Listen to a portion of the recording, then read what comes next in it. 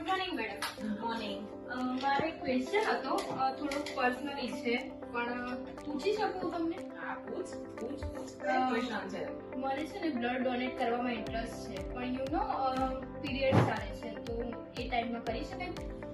હા, એમાં કઈ તકલીફ નથી. પીરિયડ્સમાં આપણે નોર્મલી બ્લડ ડોનેટ કરતા બી જોઈએ છે.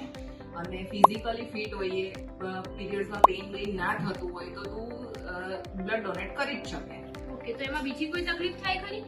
તને કન્ફ્યુઝન છે, તારો સવાલ બી બરાબર છે, પણ બ્લડ ડોનેટ કરવામાં એટલું જ બધું કન્ફ્યુઝન થતું હોય તો એક વખત નોર્મલ આપણે હિમોગ્લોબિનનો રિપોર્ટ કરાવી દેવાનો. જો હિમોગ્લોબિન નોર્મલ હોય, તમે ફિઝિકલી ફિટ હોય, બીજી કોઈ નબળાઈ ન થતી હોય તો તમે બ્લડ ડોનેટ કરી જ શકો.